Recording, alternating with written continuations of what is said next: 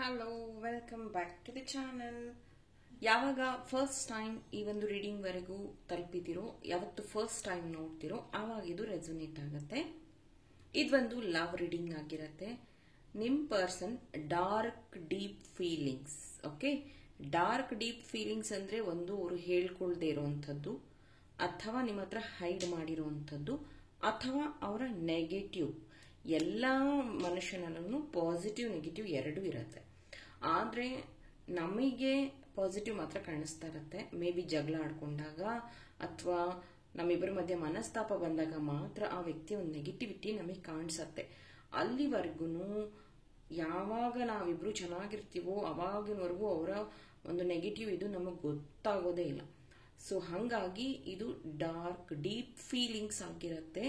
ಯಾವ ಒಂದು ವ್ಯಕ್ತಿನ ನೀವು ನೆನಪಿಸ್ಕೊಂಡು ಈ ಒಂದು ರೀಡಿಂಗ್ ನ ವಾಚ್ ಮಾಡ್ತಿದ್ದೀರೋ ಅವರ deep feelings. Rose quartz Mala ತುಂಬಾ ಬ್ಯೂಟಿಫುಲ್ ಆಗಿದೆ. ಸೊ ನಿಮ್ಮ ಲವ್ ಮ್ಯಾನಿಫೆಸ್ಟ್ ಮಾಡ್ತಾ ಇದ್ರೆ ದಿಸ್ ಇಸ್ ದ ಬ್ಯೂಟಿಫುಲ್. ಹಾಗೇನೆ ಆರೋಗ್ಯ ಸಮಸ್ಯೆಗೂ ಇದು ಹೆಲ್ಪ್ ಆಗುತ್ತೆ. ಹಾಗೇನೆ ಮ್ಯಾರೇಜ್ ಅಟ್ರಾಕ್ಷನ್ಗೂ ಹೆಲ್ಪ್ ಆಗುತ್ತೆ, ಅಥವಾ ಹಾರ್ಟ್ ಚಕ್ರ ಹೀಲಿಂಗ್ಗೂ ಹೆಲ್ಪ್ ಆಗುತ್ತೆ. ಬ್ಯೂಟಿಫುಲ್ ಮನಿ ಕ್ಯಾಂಡಲ್ ನ restock ಮಾಡಿಸಿದೀನಿ.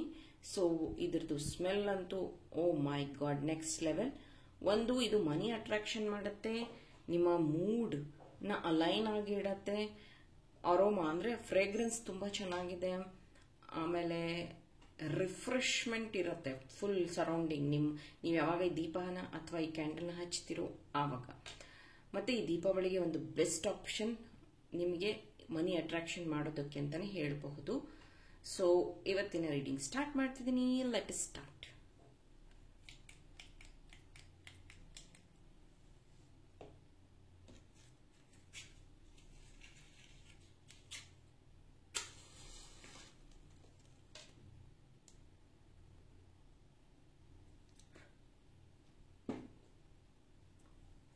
Thank you universe. So ಈ ವ್ಯಕ್ತಿಗೆ ಡ್ಯುಯಲ್ ಮೈಂಡ್ ಓಡ್ತಾ ಇದೆ. ಈಗ ಎರಡು ರೀತಿ ನೋಡ್ಬೋದು ನೀವಿಲ್ಲಿ. ಡ್ಯುಯಲ್ ಮೈಂಡ್ ಸೆಟ್ ಅಂದ್ರೆ ನೀವು ಬೇಕು, ಫ್ಯಾಮಿಲಿನೂ ಬೇಕು.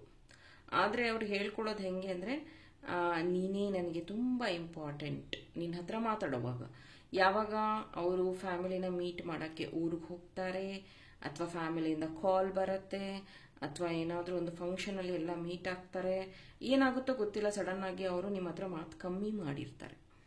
ನೀವೇನಾದ್ರೂ ಕೇಳಿದಾಗ ಅವ್ರು ಏನಂತಾರೆ ಗೊತ್ತಾ, ಈಗ ಸದ್ಯಕ್ಕೆ ನನ್ನ ಡಿಸ್ಟರ್ಬ್ ಮಾಡಬೇಡ ಅನ್ನೋಂಥದ್ದು. ಈಗ ಮೇ ಬಿ ನೀವು ಯಾರು ಈ ರೀಡಿಂಗ್ ನ ನೋಡ್ತಾ ಇದ್ದೀರೋ, ನೀವು ಮೇ ಬಿ ಟ್ಯಾಟೂ ಹಾಕ್ಸ್ಕೊಂಡಿರಬಹುದು. ಯಾಕಂದ್ರೆ ನನಗಿಲ್ಲಿ ಟ್ಯಾಟೂ ಚಾನಲ್ ಆಗ್ತಾ ಇದೆ, ಜೊತೆಗೆ ಸಾಲ್ಟ್ ಇಲ್ಲಿ ಚಾನಲ್ ಆಗ್ತಿದೆ. ಮೇ ಬಿ ನೀವು ಅಡುಗೆ ಮಾಡಿ ಬಂದು ಇದು ರೀಡಿಂಗ್ ನೋಡ್ತಾ ಇರ್ಬೋದು. I don't no, cook something, ಏನೋ ಅಡುಗೆ ಮಾಡಿರೋವಂಥದ್ದು, ಅದು ಆ ಥರ ಅನ್ನಿಸ್ತಾ ಇದೆ. ಎರಡು ಸಿಂಕ್ರೋನಿಸಿಟೀಸ್ ನನಗಿಲ್ಲಿ ಸಿಕ್ಕಿದೆ. ಸ್ಪೆಷಲಿ ದೋಸಾ, ಚಪಾತಿ, ಸಮ್ ಗ್ರೇವೀಸ್ ಆ ಥರ ಅನಿಸ್ತಾ ಇದೆ. ಸೊ ಇದು ಸಾಲ್ಟ್ ಅನ್ನೋಂಥದ್ದು ಏನಕ್ಕೆ ಇಲ್ಲಿ ಚಾನಲ್ ಆಗ್ತಿದೆ ಅಂತಂದ್ರೆ, ನಿಮ್ಮಿಬ್ಬರ ಮಧ್ಯ ಯಾರೋ ಮೂರನೇ ವ್ಯಕ್ತಿ ಅಂದ್ರೆ ನಿಮ್ಮ ಪ್ರೀತಿಯಲ್ಲಿ ಹುಳಿ ಹಿಂಡ್ತಾ ಇದ್ದಾರೆ, ನಿಮ್ಮನ್ನ ದೂರ ಮಾಡೋದಕ್ಕೆ ಟ್ರೈ ಮಾಡ್ತಾ ಇದ್ದಾರೆ. ಮೇ ಬಿ ಆ ವ್ಯಕ್ತಿಗೆ ನಿಮ್ಮ ಬಗ್ಗೆ ನೆಗೆಟಿವ್ನ ಹೇಳ್ಕೊಡೋದ್ರಿಂದ ಆಗಿರಬಹುದು, ಅಥವಾ ನಿಮ್ಮ ಬಗ್ಗೆ ಅವರಿಗೆ ನೆಗೆಟಿವ್ ವಿಷಯಗಳನ್ನೇ ಹೈಲೈಟ್ ಮಾಡಿಸುವಂಥದ್ದಾಗಿರಬಹುದು. ಇದು ಫ್ಯಾಮಿಲಿ ಮೆಂಬರ್ ಆಗಿರಬಹುದು, ಫ್ರೆಂಡ್ ಆಗಿರಬಹುದು. ಸೊ ಈ ಕೆಲಸ ಮಾಡ್ತಿದ್ದಾರೆ ಅವರು. ಇದರಿಂದನೂ ಅಷ್ಟೇ ಆ ವ್ಯಕ್ತಿ ನಿಮ್ಮ ಹತ್ರ ಸರಿಯಾಗಿ ಮಾತಾಡ್ತಿಲ್ಲ. ಅವ್ರು ಏನಾದರೂ ಚಾಡಿ ಹೇಳಿದಾಗ ಈ ವ್ಯಕ್ತಿ ಬಿಹೇವಿಯರೇ ಚೇಂಜ್ ಆಗಿರುತ್ತೆ. ಸೊ ನಿಮಗೆ ಅನ್ನಿಸ್ತಾ ಇರುತ್ತೆ, ಇಷ್ಟೊತ್ತು ಚೆನ್ನಾಗೇ ಇದ್ರು, ಚೆನ್ನಾಗೇ ಮಾತಾಡ್ತಿದ್ವಿ, ಸಡನ್ ಆಗಿ ಏನಾಯ್ತು ಅಂತ ನೀವು ಎಷ್ಟೋ ಸತಿ ಯೋಚನೆ ಮಾಡಿದ್ದಿದೆ. ಅದ್ರ ಹಿಂದೆ ಈ ಒಂದು ಕತೆ ಇದೆ. ಜೊತೆಗೆ ಇಲ್ಲಿ ಕೆಲವೊಬ್ರು ಮ್ಯಾರಿಡ್ ಪರ್ಸನ್ ಇದ್ದೀರಾ. ಸೊ ಮ್ಯಾರಿಡ್ ಪರ್ಸನ್ ಇರೋರಿಗೆ ಆ ವ್ಯಕ್ತಿ ತುಂಬಾ ಸತಿ ಪ್ರಾಮಿಸಸ್ನ ಕೊಡ್ತಾರೆ. ಇಲ್ಲ, ಎಲ್ಲರಂತೆ ನಿನ್ನ ಗೌರವಯುತವಾಗಿ ನೋಡ್ಕೊಂತೀನಿ, ಪ್ರೀತಿಯಾಗಿ ನೋಡ್ಕೊಂತೀನಿ ಅಂತ. ಆದ್ರೆ ಅವರ ಮೈಂಡ್ ಅಲ್ಲಿ ನಿಮ್ ಬಗ್ಗೆ ಒಂದು ಆಪ್ಷನ್ ಅನ್ನುವಂಥದ್ದೇ ಇರುವಂಥದ್ದು. ಅಂದ್ರೆ ನೀನೀಗ ಸ್ವಲ್ಪ ಸುಮ್ಮನಿರು, ಮುಂದಿನ ದಿನಗಳಲ್ಲಿ ಸರಿ ಹೋಗುತ್ತೆ, ಇದು ಪರ್ಮನೆಂಟ್ ಅಲ್ಲ, ಈ ತರ ನಿಮ್ಮನ್ನ ಸಮಾಧಾನ ಮಾಡ್ತಿದೆ. ನೋಡ್ಬೋದು ಇಲ್ಲಿ 3 ಎನರ್ಜೀಸ್ ಇದೆ. ಅಂದ್ರೆ ಥರ್ಡ್ ಪಾರ್ಟಿ, ಮೇ ಬಿ ಅವರು ಮ್ಯಾರಿಡ್ ಇರ್ಬೋದು ಅಥವಾ ನೀವು ಮ್ಯಾರಿಡ್ ಇರ್ಬೋದು. ಅಥವಾ ಮ್ಯಾರೇಜ್ ಆದ್ಮೇಲೆ ನಿಮ್ಮಿಬ್ಬರ ಕನೆಕ್ಷನ್ ಇರಬಹುದು. ಸೊ ಆ ಒಂದು ಎನರ್ಜಿಯಲ್ಲಿ ಆ ವ್ಯಕ್ತಿ ಏನು ಹೇಳ್ತಿದಾರಲ್ಲ, ಇದು ಸ್ವಲ್ಪ ದಿನ ಅಡ್ಜಸ್ಟ್ ಮಾಡ್ಕೊ, ಈ ಪ್ರೀತಿನ ಸರಿ ಮಾಡ್ತೀನಿ ಅನ್ನೋವಂಥದ್ದೇ ಡಾರ್ಕ್ ಫೀಲಿಂಗ್ ಆಗಿದೆ ಅವ್ರದ್ದು.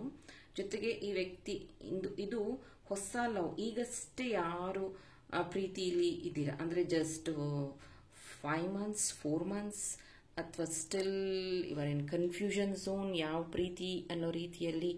ಸೊ ಆ ಥರದವರಿಗೆ ಇದು ಫಸ್ಟ್ ಲವ್ ಅಂತ ಏನಂತ ನೀವು ಅನ್ಕೊಂತಿದ್ದೀರನೋ ಆ ವ್ಯಕ್ತಿಗೆ ಪಾಸ್ಟ್ ಸ್ಟೋರಿ ನಿಮ್ಮ ಹತ್ರ ಶೇರ್ ಮಾಡಿರಬಹುದು. ಯಾಕಂದ್ರೆ ಆ ವ್ಯಕ್ತಿಗೆ ಪಾಸ್ಟ್ ಇಂದ ಆ ವ್ಯಕ್ತಿಯ ಕನೆಕ್ಷನ್ ಈಗ ಮತ್ತೆ ಶುರುವಾಗಿದೆ.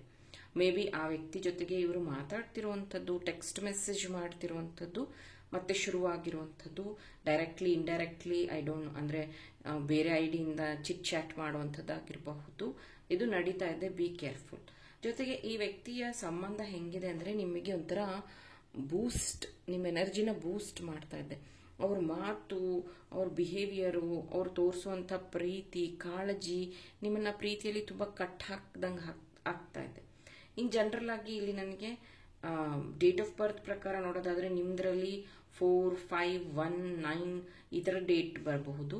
ಅವ್ರದ್ರಲ್ಲಿ 1, 10, 19, 7, 15 ಅಥವಾ 6, 25 ಈ ಥರ ನಂಬರ್ ಕಾಣಿಸ್ತಾ ಇದೆ.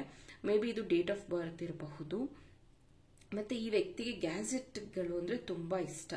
ಲೇಟೆಸ್ಟ್ ಮೊಬೈಲ್ ತಗೊಳ್ಳೋದಾಗಿರಬಹುದು, ಬೈಕ್, ಒಟ್ನಲ್ಲಿ ಲೇಟೆಸ್ಟ್ ಅಪ್ಡೇಟ್ ಆಗುವಂಥದ್ದು. ಈ ವ್ಯಕ್ತಿಗೆ ಗ್ಯಾಜೆಟ್ಸ್ ಅಂದ್ರೆ ತುಂಬಾನೇ ಇಷ್ಟ.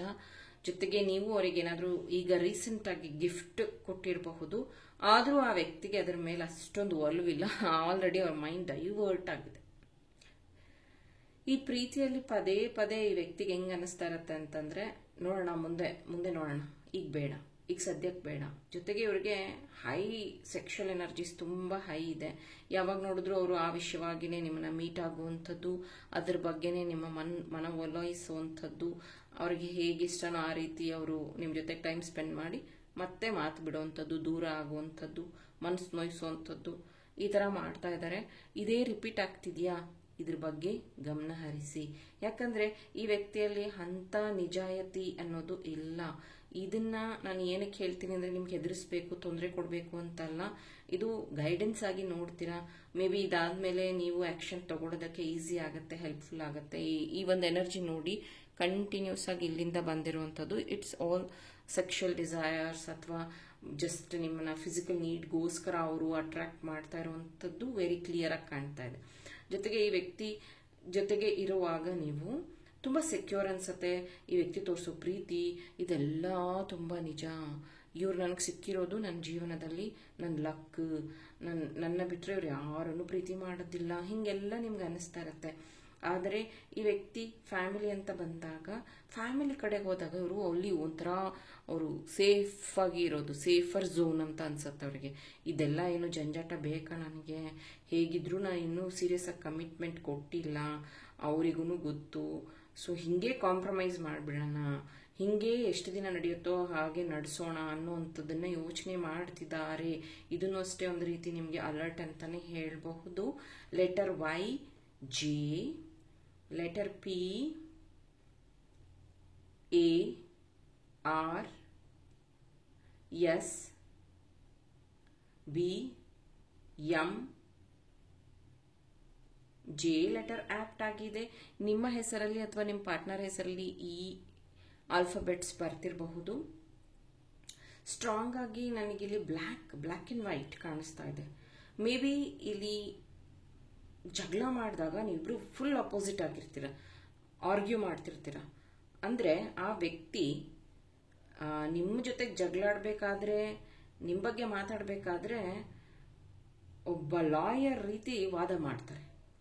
ಅದೇ ನೀವೇನಾದ್ರೂ ಅವರಿಗೆ ಅವ್ರೇನಾದ್ರೂ ನಿಮಗೆ ಬೇಜಾರು ಮಾಡಿದ್ರೆ ಆವಾಗ ಅವರು ಜಡ್ಜ್ ಆಗಿಬಿಡ್ತಾರೆ. ಅಂದ್ರೆ ನಿಮ್ಮನ್ನೇ ಜಡ್ಜ್ ಮಾಡುವಂಥದ್ದು, ನಿಮ್ಮ ಬಗ್ಗೆನೇ ನೆಗೆಟಿವ್ ಹೇಳುವಂಥದ್ದು, ನಿಮ್ಮ ಕ್ಯಾರೆಕ್ಟರ್ ಬಗ್ಗೆ, ನಿಮ್ಮ ಬಿಹೇವಿಯರ್ ಬಗ್ಗೆ, ನೀವು ಮಾತಾಡಿದ ರೀತಿ ಬಗ್ಗೆ ನಿಮ್ಮನ್ನ ಜಡ್ಜ್ ಮಾಡೋದಕ್ಕೆ ಶುರು ಮಾಡಿಬಿಡ್ತಾರೆ. ಮೇ ಬಿ ಅದಕ್ಕೆ ಇಲ್ಲಿ ಬ್ಲ್ಯಾಕ್ ಅಂಡ್ ವೈಟ್ ಕಾಣಿಸ್ತಾ ಇದೆ ನನಗೆ ಚಾನಲ್ ಆಗ್ತಿರುವಂಥದ್ದು. ಅಂದ್ರೆ ಎಷ್ಟೋ ಸತಿ ನಿಮ್ ತಪ್ಪಿಲ್ಲ ಅಂದ್ರೂ ಅವರು ವಾದ ಮಾಡಿ ಮಾಡಿ ಮಾಡಿ ಅಥವಾ ನಿಮ್ಗೆ ಅಳು ಬರ್ಸಿ ಅದನ್ನ ಅನ್ಸ್ಬಿಡ್ತಾರೆ. ಅಥವಾ ನೀವೇ ಅವರನ್ನ ಸಾರಿ ಕೇಳೋ ಹಾಗೆ ಮಾಡ್ಬಿಡ್ತಾರೆ. ಇದು ಹುಡುಗ ಹುಡುಗಿ ಯಾರಾದ್ರೂ ಆಗಿರಬಹುದು. ಜೊತೆಗೆ ಈ ವ್ಯಕ್ತಿ ಹೇಗೆ ಅಂದ್ರೆ ತುಂಬಾ ಅಧ್ಯಾತ್ಮನ ಇದನ್ನು ನಂಬೋದಿಲ್ಲ, ಹಂಗಂತ ತುಂಬಾ ಇದು ಇಲ್ಲ, ಒಂಥರ ಮೀಡಿಯಂ ಇದ್ರ ತರ. ತುಂಬಾ ಏನಾದ್ರೂ ದೇವ್ರ ಬಗ್ಗೆ ಹೇಳಕ್ ಹೋದ್ರೆ ಅದೆಲ್ಲ ನೀನ್ ನಂಬೇಡ, ನೀನ್ ರೀಡಿಂಗ್ಸ್ ನೋಡ್ತೀಯಾ, ನೀನ್ ಇದೆಲ್ಲ ನಂಬ್ತೀಯಾ, ಇದೆಲ್ಲ ನಿಜಾನಾ ಅಂತ ಬಿಹೇವ್ ಮಾಡುವಂಥದ್ದು. ಅದೇ ಮದುವೆ ಕಮಿಟ್ಮೆಂಟ್ ಅಂತ ಬಂದ್ರೆ ಈಗ ನನ್ನ ಟೈಮ್ ಸರಿಗಿಲ್ಲ, ಈಗ ನನ್ನ ಲಕ್ ಚೆನ್ನಾಗಿಲ್ಲ ಅಂತ ನಿಮಗೆ ಹೇಳುವಂಥದ್ದು. ಈ ಥರ ಬಿಹೇವಿಯರ್ ಇದೆಯಾ ದಯವಿಟ್ಟು ಅಬ್ಸರ್ವ್ ಮಾಡ್ಕೊಳ್ಳಿ. ಈ ವ್ಯಕ್ತಿ ನಿಜವಾಗ್ಲೂ ಇದಾರ, ನಾಟಕ ಮಾಡ್ತಿದಾರ ಅನ್ನೋದನ್ನ ತಿಳ್ಕೊಂಡು ಆಮೇಲೆ ಈ ಪ್ರೀತಿನ ಮುಂದುವರಿಸಿ. ಅದಕ್ಕೇನೆ ಡಾರ್ಕ್ ಡೀಪ್ ಫೀಲಿಂಗ್ಸ್ನ ನಾನು ಮಾಡಿರುವಂಥದ್ದು. ಎಷ್ಟೊಂದು ಸತಿ ನಾನು ಅಬ್ಸರ್ವ್ ಮಾಡಿದ್ದೀನಿ ರೀಡಿಂಗ್ಸ್ಗೆ ಬಂದಾಗ. 4 ವರ್ಷ 3 ವರ್ಷ 6 ವರ್ಷ ಆದ್ಮೇಲೆ ನಿಮಗೆ ಆ ವ್ಯಕ್ತಿ ರಿಯಾಲಿಟಿ ಗೊತ್ತಾಗ್ಬಿಟ್ಟು ನೀವೇ ಹೇಳ್ತೀರಾ, ನಾನೀಗ ಪ್ರೀತಿನ ಸ್ಟಾಪ್ ಮಾಡ್ಬೇಕಂತಿದ್ದೀನಿ, I have to move on, ನಿಜವಾಗ್ಲೂ ಅನ್ನಿಸ್ತಾ ಇಲ್ಲ ಈ ಪ್ರೀತಿ, ಈ ವ್ಯಕ್ತಿ ನನ್ಗೆ ಯಾಕೋ ನಿಜ ಅಂತ ಅನ್ನಿಸ್ತಾ ಇಲ್ಲ ಅಂತ ತುಂಬಾ ಲೇಟ್ ಆಗಿ ರಿಯಲೈಸೇಷನ್ ಆಗುತ್ತೆ. ಸೊ ಈಗ ಇನ್ನೂ ನಿಮಗೆ ಕಾಲ ಮಿಂಚಿಲ್ಲ. ಈ ಒಂದು ರೀಡಿಂಗ್ಸ್ ಮುಖಾಂತರ ಗೈಡೆನ್ಸ್ ನಾನು ಕೊಡ್ತೀನಿ. ಇದೇ ರೀತಿಯ ಇಂಟ್ರೆಸ್ಟಿಂಗ್ ಟಾಪಿಕ್ಸ್ ನಿಮಗೆ ಇಷ್ಟ ಆದರೆ ನನ್ನ ಚಾನಲ್ನ ಫಾಲೋ ಮಾಡಿ. ಮುಂದಿನ ದಿನಗಳಲ್ಲಿ ಇದೇ ರೀತಿಯ ಟಾಪಿಕ್ ಜೊತೆಗೆ ನಿಮ್ಮ ಜೊತೆ ಜಾಯಿನ್ ಆಗ್ತೀನಿ. ಟಿಲ್ ದೆನ್ ಟೇಕ್ ಕೇರ್, ಬಾಯ್.